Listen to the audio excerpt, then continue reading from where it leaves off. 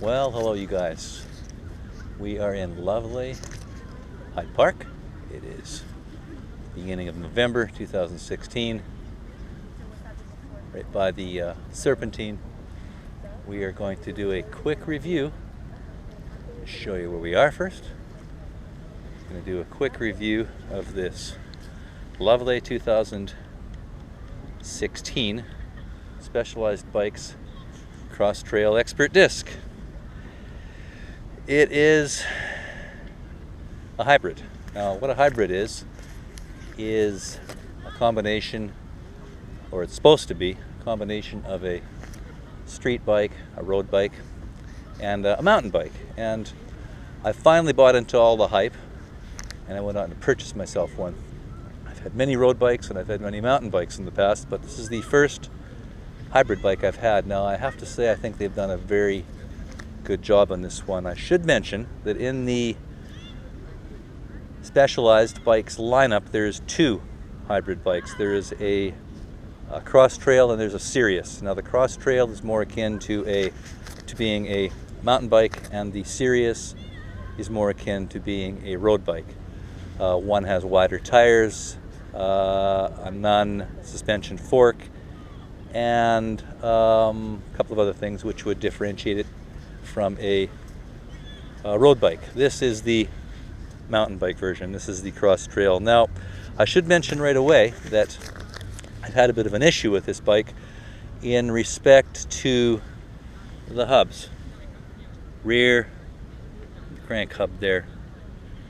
Both those. I think it was both. Anyways, what had happened was, after I purchased the bike very shortly after, well, actually after I left the shop after purchasing it, there was a grinding noise, scraping noise. I kind of ignored it. I should have gone back perhaps right away, but I didn't. Figured I would take care of it, come time when it was the appointment to readjust the cables and that. But anyways, there's an issue with the hubs, and they needed regreasing, and they still continue to run rough. So the bike shop that I purchased this lovely bike from has agreed to supply me with a 2017 Cross Trail. So I'm looking forward to potentially doing a review on that one in 2-3 weeks time. My uses for a bike are largely bombing around the city, stuff like trails like that, concrete, across the grass every now and then, maybe a dirt trail like that, towpath trails. There's not a whole lot of off-roading you can do in central London, and I don't really need a serious mountain bike in that respect. So this thing does the trick quite nicely. But as a road bike, and I'm doing lots of road riding, this thing has proven to be extremely adept at. So those are my uses. Now,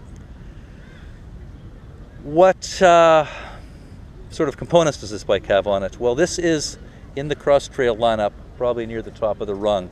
There's a number of other versions. I believe one is called the Comp, one is called an Elite, one is called a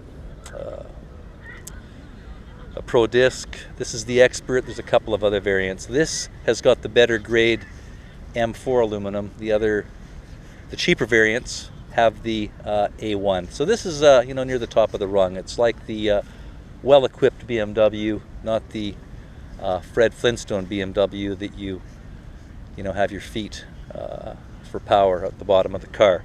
So this is the well-equipped version.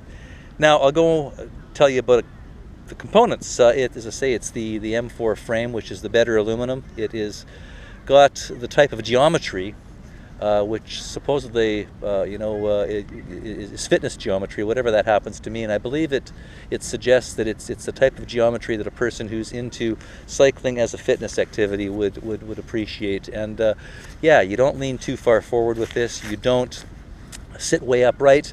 It's a nice sort of cross in between. Hence, maybe that's where they get the name Cross Trail. I'm not sure. But as I say, it's got M4 aluminum, very light. Oh, by the way, the bike does weigh in at in a medium-sized frame, which is the one this is, 31.5 pounds. So yeah, light. I mean, I've had road bikes, old road bikes, which were that, 15, 20 years ago, and some mountain bikes will weigh a heck of a lot more than that. I think my previous Norco was something in and around the 35, 36 pound range. So this is quite light. And from what I understand, the new carbon fiber bike I'm going to be getting in 2-3 weeks is going to be even lighter. So it's got the M4 aluminum. It has got a Suntour fork on it. 50 millimeters of travel. It's a decent fork.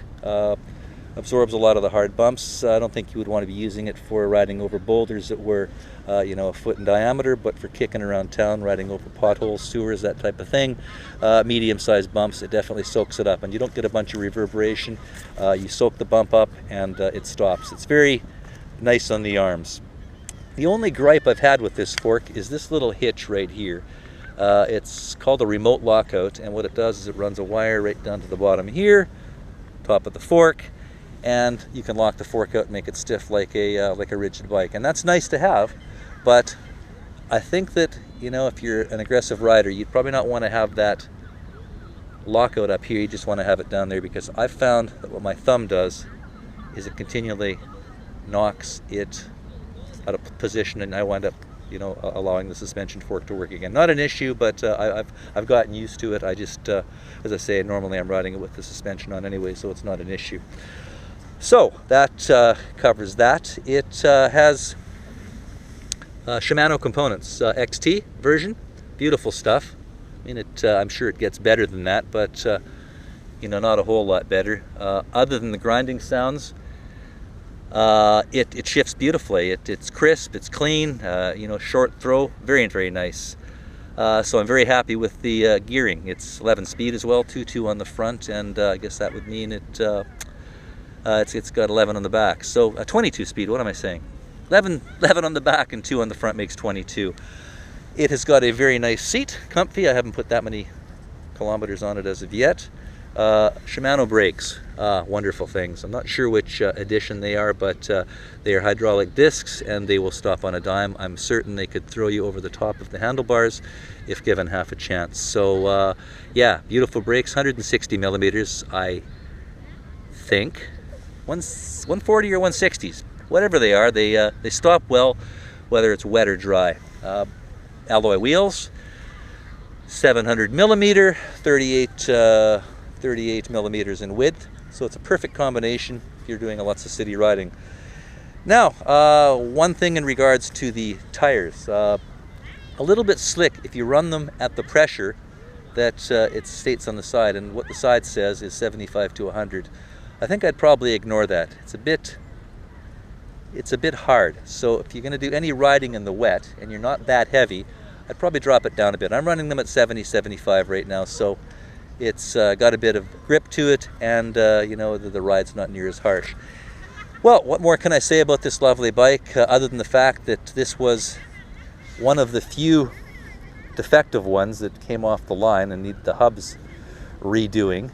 I've got to say that this bike has been terrific. Other than that, geometry is nice. It's got a nice crisp feel to it. The frame is lovely. It's got a bit of compliance, so you're not getting your bones rattled. The fork is nice. I can only imagine what my 2017 is going to be like. I hope it's as nice as this. I hear it's going to be even better, but I guess we'll wait and see. So 3-4 weeks when I finally get this new bike, I will let you have a quick review of it. It'll be nice to actually compare the two end on end, because I've actually ridden both. Now I gotta say, I haven't put that many miles on this thing as of yet, but I would have liked to have, but it's not exactly pleasurable when you got a set of grinding gears. So when that problem is sorted on, well, the new bike's not going to have that problem, but when I've doing the riding, even with a bit of grinding here now, it's still proven to be a very pleasurable ride. So I would highly recommend this bike. I've ridden a number of other ones. I test drove a couple of others, and this is a beaut. So if you're thinking of looking at a cross trail hybrid bike, go for it. I don't think you'll be disappointed, and look forward to doing this review on the new 2017 carbon fiber version. Have a great day, you guys. Ride safe.